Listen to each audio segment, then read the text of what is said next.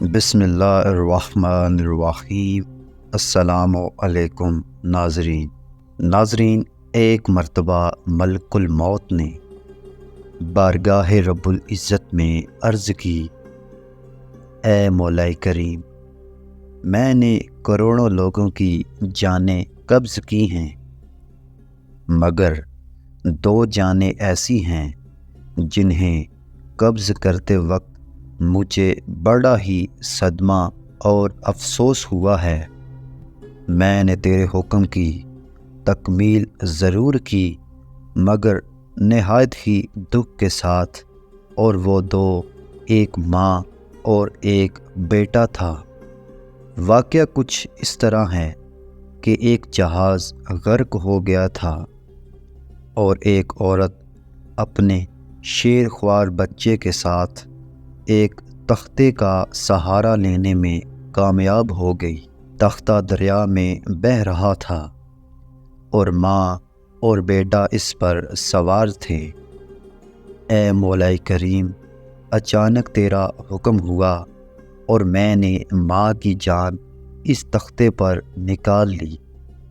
میرے لیے پریشان کن بات یہ تھی کہ ماں مر چکی ہے، اب بچے کا کیا حشر ہوگا؟ بچہ ایک ٹوٹے ہوئے تختے پر سوار ہے اور تختہ پانی کی لہروں کے ساتھ تھپیڑ کھا رہا ہے، جو کسی وقت بھی کسی لہر کی زد میں آ کر الٹ سکتا ہے۔ بچے کے لیے نہ خوراک کا انتظام ہے، نہ کسی نگران کا بندوبست ہے۔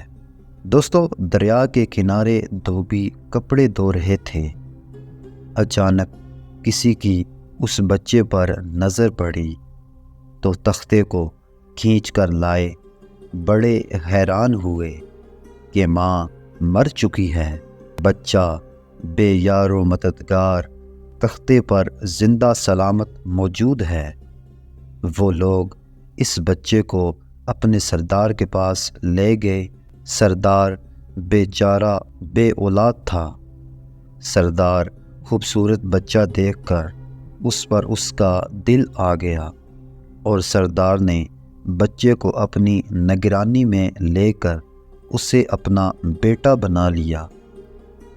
دوستو، یہ بچہ 8-9 سال کی عمر کا تھا کہ اپنے ساتھی بچوں کے ساتھ کھیل رہا تھا۔ اتنے میں بادشاہ وقت کی سواری کی آمد کا شور اٹھا۔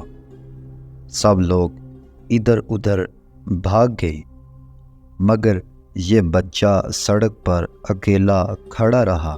دوستو، ان میں سے ایک سپاہی کو راستے میں سے سرمے کی ایک پڑیا مل گئی۔ اتفاق سے اس بچے کی نظر بہت کمزور تھی اور اسے سرما کی بہت ضرورت تھی۔ دوستو، لہٰذا اس نے وہ سرما بحفاظت اپنے پاس رکھ لیا۔ آنکھوں میں لگانے سے پہلے اس کو خیال آیا کہ یہ سرما کوئی تکلیف دہ نہ ہو، لگانے سے پہلے کسی دوسرے شخص پر آزما لینا چاہیے۔ قریب ہی وہ بچہ کھڑا تھا۔ اس نے اس بچے پر آزمانا چاہا۔ بچے نے سرما اپنی آنکھوں میں لگایا، مگر جوں ہی سرما اس نے لگایا، اسے زمین کی تہہ میں موجود چیزیں بھی نظر آنے لگیں۔ اس نے دیکھا کہ زمین کے اندر بہت سے خزانے پوشیدہ ہیں۔ بچہ ہوشیار تھا۔ اس نے چیخنا چلانا شروع کر دیا کہ سرما لگانے کی وجہ سے میری آنکھوں میں سخت تکلیف پیدا ہو گئی ہے۔ دوستوں، وہ سرمے کی پڑیا گرا کر چلے گئے۔ بچہ سرمے کی پڑیا اٹھا کر گھر پہنچا اور خوشی خوشی باپ کو سارا واقعہ سنایا۔ سردار بڑا خوش ہوا۔ باپ نے کہا کہ ہمارے پاس آدمی بھی ہیں اور گدھے بھی ہیں، تم سرما لگاؤ، ہم تمہارے ساتھ چلتے ہیں، جہاں کہیں خزانہ پاؤ ہمیں بتاؤ، ہم نکال لیں گے۔ چنانچہ ایسا ہی ہوا۔ بچے کے بتانے پر وہ لوگ خزانہ نکالنے لگے اور تھوڑے ہی عرصے میں امیر بن گئے۔ دوستو، بچہ جوان ہوا تو اس نے پرزے نکالنے شروع کیے۔ ان کے پاس دولت کی فراوانی ہو گئی۔ زمین کے تمام خزانے اس کے نظروں میں تھے۔ اس نے آہستہ آہستہ بہت سے آدمی اپنے ساتھ ملا لیے۔ اس کے بعد تمام سرداروں کو ادھر ادھر کر دیا اور خود سردار بن گیا۔ آخر نوبت یہاں تک پہنچی کہ اس نے بادشاہ کے ساتھ بھی ٹکر لے لی اور اسے مغلوب کر کے خود بادشاہ بن گیا۔ دوستو، اس بچے کا نام شداد تھا اور یہ وہی بچہ تھا جس کی ماں تختے پر ہی مر گئی تھی اور یہ اکیلا دریا کی لہروں کے ساتھ بہہ رہا تھا۔ کہتے ہیں کہ جب یہ برسر اقتدار آیا تو اس نے حکم دیا کہ ایک ایسا کمال درجے کا شہر آباد کیا جائے جس کی ایک اینٹ سونے کی ہو اور دوسری چاندی کی ہو۔ اس میں ایک عالی شان باغ ہو جس میں دنیا کی ہر چیزیں میسر ہوں۔ جب وہ شہر ہر لحاظ سے مکمل ہو گیا تو شداد نے ارادہ کیا کہ جا کر اس شہر کا نظارہ کیا جائے۔ دوستو، چنانچہ وہ شہر کو دیکھنے نکلا۔ ابھی وہ دروازے تک ہی پہنچا تھا کہ ملک الموت کو حکم ہوا اور اس نے وہیں اس کی روح قبض کر لی۔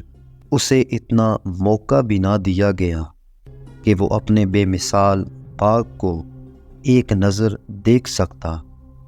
دوستو، ملک الموت نے کہا کہ اے مولا کریم، اس شخص کی روح قبض کرتے وقت مجھے نہایت ہی صدمہ پہنچا کہ وہ شخص ہر چیز تیار کر کے اسے دیکھ بھی نہ سکا۔ حق تعالیٰ نے فرمایا، یہ وہی بچہ ہے جس کی ماں تختے پر مر گئی تھی اور اس پر تجھے ترس آیا تھا۔ اس بچے نے بڑے ہو کر نافرمانی کی، خدا کے حکم سے بغاوت کی اور سرکشی اختیار کی، مگر ہم نے اسے خود ساختہ جنت میں قدم رکھنے کی مہلت بھی نہ دی اور اسے باہر ہی ہلاک کر دیا۔ دوستو، اس جنت کے بارے میں مشہور ہے کہ وہ دنیا میں موجود ہے مگر انسان کی نظروں سے اوجھل ہے۔ سیدنا امیر معاویہ رضی اللہ تعالی عنہ کے زمانے میں ایک صحابی کا اونٹ گم ہو گیا۔ وہ اونٹ کی تلاش میں کہیں اس علاقے میں جا نکلا تو حق تعالیٰ نے اسے وہ سب کچھ دکھلا دیا۔ وہ صحابی وہاں کی کوئی نشانی بھی ساتھ لایا تھا۔ اس صحابی نے یہ واقعہ امیر معاویہ رضی اللہ تعالی عنہ کے پاس بیان کیا۔